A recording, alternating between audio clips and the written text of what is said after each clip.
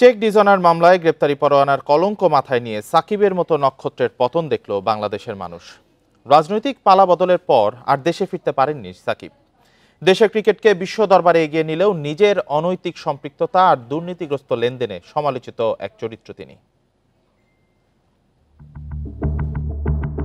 Allrounder Shakib Al Hasan বিশ্ব ক্রিকেটে যতটা ঝলমলে, ব্যক্তিজীবনে ততটাই সমালোচিত।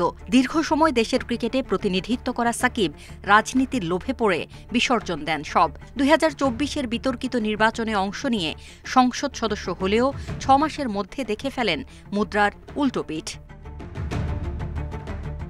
দেশ ছাড়া অসহায় সাকিব বিসিবির কাছে নিরাপত্তার ভার তুলে দিতে চেয়েছিলেন, কিন্তু বিতর্কিত সরকারের এমপি হওয়ায় সে দায়িত্ব নেয়ার সুযোগ ছিল না বোর্ডের। কথাটা একাধিকবার জানিয়েছেন সভাপতি ফারুক আহমেদ। আমার বা বিসিবির হাতে না, আসলে এটা আসলে পুরো ওই গভর্নমেন্ট লেভেল থেকে আসতে হবে ওই নিরাপত্তাটা। ব্যবসায়িক নানা বিতর্কিত কর্মকাণ্ড দিয়ে সাকিব আগে থেকেই ছিলেন সমালোচিত। রাজনৈতিক পট পরিবর্তনে বিপদ বাড়ে সাকিবের। শেয়ার বাজার কেলেঙ্কারিতে একাধিকবার দিয়েছেন জরিমানা। 6 প্রতিষ্ঠানের শেয়ার কারসাজির মাধ্যমে শত কোটির বেশি টাকা আত্মসাৎ করেন সাকিব। নিষিদ্ধ জুয়া প্রতিষ্ঠানের সঙ্গে সম্পৃক্ততা সাকিবের গৌরবময় ক্রিকেটীয় অর্জনকে করে প্রশ্নবিদ্ধ।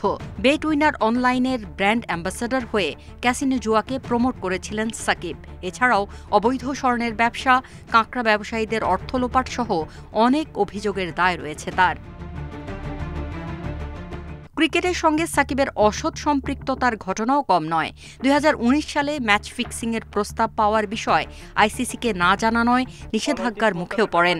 আইসিসি আকসুকে না জানানোয় যে শাস্তি দেওয়া হয়েছে তা আমি মাথা পেতে নিচ্ছি। 2021 সালে ঘরোয়া লিগে লাথি মেরে স্ট্যাম্প ভেঙে ব্যাপক সমালোচিত হয়েছিলেন সাকিব আল হাসান।